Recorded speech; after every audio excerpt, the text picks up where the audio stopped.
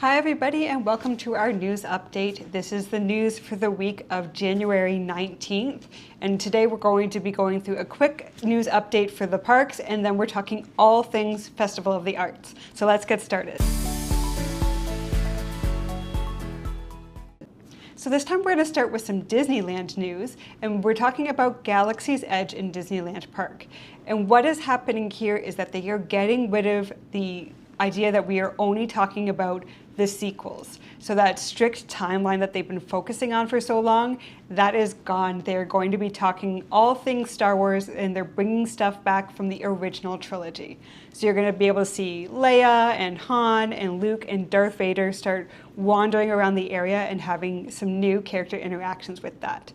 In addition to that, they're also going to be updating the area music in the space so that you're going to be hearing, those classic Star Wars John Williams themes. So that's going to be coming in as well. And the other thing is they are going to do a little bit of retheming here. So the First Order cargo is now going to become the Black Spire Outpost. So again, they're kind of switching the storytelling there, making it a little bit more generic so that it can work across multiple timelines. So really excited to see some of those characters that we've been dying to get an interaction with come to the parks. This is a really nice thing. It shows that they're listening to the audience who is asking for this for the customers. So new characters coming to Galaxy's Edge. So now popping over to Walt Disney World, we're going to head to Disney Springs and we are going to talk Gideons. So I'm sure you're all familiar with the original Gideons. This is the half-pound cookies that have been super popular at Disney Springs for quite a while now. Usually there's a queue even to get into the store, sometimes a virtual queue, and then once you get in there, on top of the wonderful treats, the theming and aesthetic is really cool.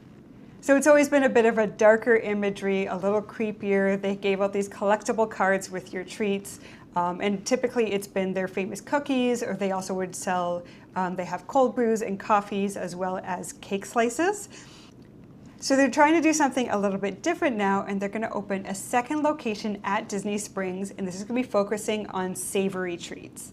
So this is just a few doors down from the original Gideons, which will still stay open doing their sweet treats, but this one is going to be doing what they're calling coffins, which are going to be these hand pies. So they're going to be like a flaky yeast-based hand pie with savory fillings.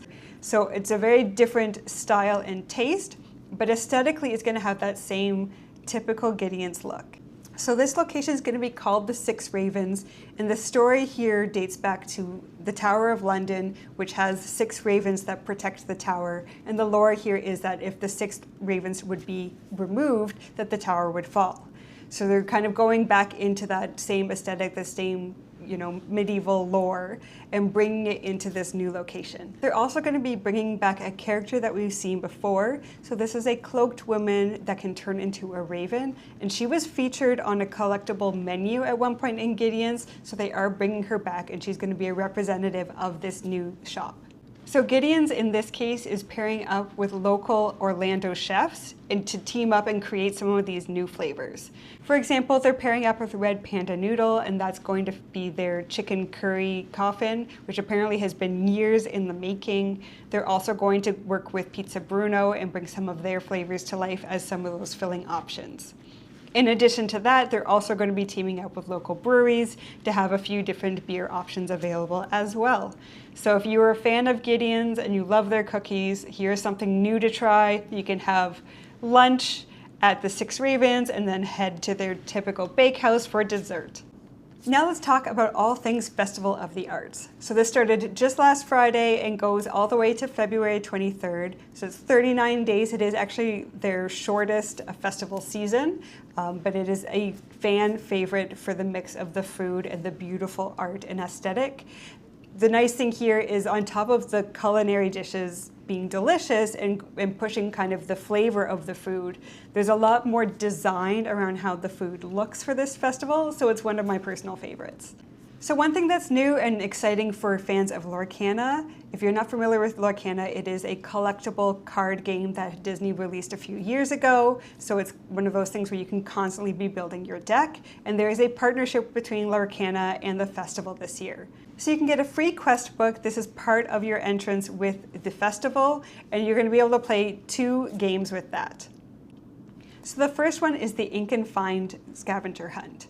So in your quest book, you're going to find a map. It's going to have different locations around the festival, and you're going to have to go to these locations, find the imagery, and determine which ink sticker goes with which location. If you complete the challenge, you get an extra collectible card, which is the Rapunzel Appreciative Artist card. So the other one is the collection quest. So when you get your quest book, you're also going to get a free 12-pack of Lorcana cards. And part of the quest is you have to collect 4 specific cards. So it's very unlikely that you're going to be having all of them in the deck that you were given. So this is more of a trading challenge. So this is going to take place at the Morocco Pavillion. They're going to have an area set up here where you can go, you can meet other guests, and you can trade to try and get that set of collectibles.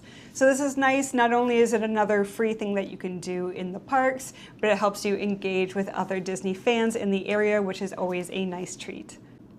And again, if you complete this challenge, you do get an additional card, and this is the special card of the Donald Duck Pie Slinger. And of course, when you finish your quest, you can take your quest book to either the Figment Inspiration Station or Restaurant Marrakesh in the Morocco Pavilion to show that to a cast member and get your collectible cards.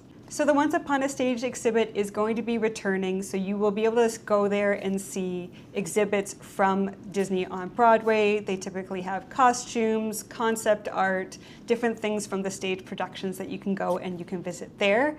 The new one is going to be Once Upon a Sketch, and this is going to be in the breezeway near the Creation Shop, and this is going to be a new booth that showcases Imagineers drawings that are inspired by Disney attractions. There will be 3 showings of the Disney on Broadway spectacle every night, so this is at the American Pavilion Theater, and this is going to be at 5:30, 6:45, and 8 p.m. each night. They have a bunch of classic people returning. They also have 6 new ones coming from shows such as Tarzan, Aladdin, and Little Mermaid. So really exciting to see those happen. And then probably the most exciting dates is going to be the grand finale. So this is February 22nd and 23rd. And this is going to be a big spectacle featuring James Monroe Englehart, Susan Egan, and Ashley Brown on rotation doing a big spectacle all together. So if you are looking for those prime deals or prime dates to go, I might recommend looking for the last couple of days of the festival. But do keep in mind, if you are looking to go closer to the end of the festival, that some of your merchandise that you might be looking at online and hoping to get might be sold out by the time you get there. So keep that in mind. So I personally really love the aesthetic of the merch this year. So we have the Spirit jersey and the Loungefly backpack showcasing that Figment with the paint splatter look. There is a new Figment popcorn bucket this year. It's Figment in a artist beret, so that's going to be really popular. Those Figment buckets always go real fast. And of course, if you are an annual pass holder, make sure that you check out your exclusive options as well. If you are looking for ways to engage with the festival, there's a few options here. So the Artful Photo Ops are back again this year. These ones are always super popular with, paintings cut out so that you can go and get your photo as if you're part of the painting. So those are available. The expression section is back again. So this is the paint by numbers area. This is one of my personal favorites, where each guest gets to color a few squares on a giant mural that they all make together. I love kind of the metaphor behind this of us all coming together to create something beautiful. So this one's always one of my personal favorites. And if you are looking for a little something extra, they do have the scavenger hunt book that you can purchase. It's $11.99. It gives you a scavenger hunt to do around the festival. This is a good way to keep the kids engaged if you want to take them around the festival with you.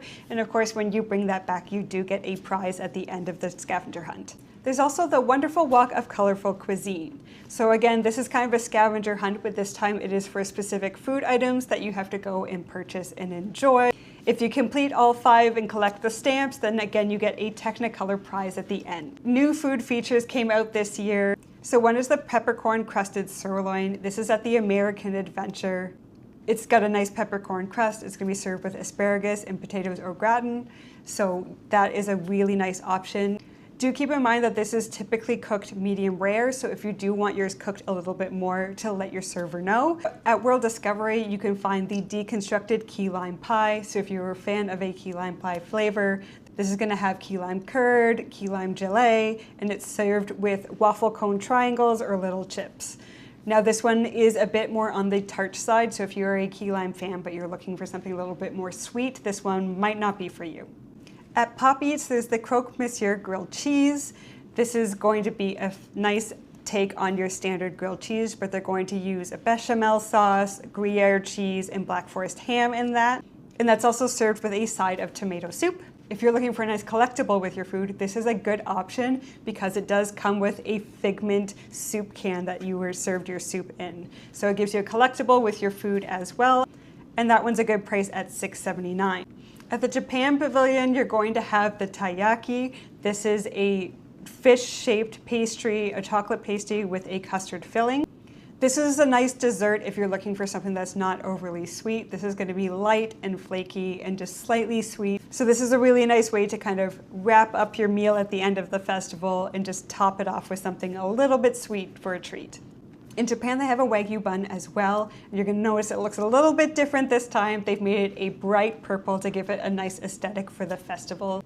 So this one's always a fan favorite and can sell out, so keep that in mind if you want to get that one on your plate. So that wraps it up for this week. Next week, I will be busy with a work event, so next week's video is going to be a continuation of my vlogs from my November trip, so you can enjoy that, and then we'll see you back in a couple weeks.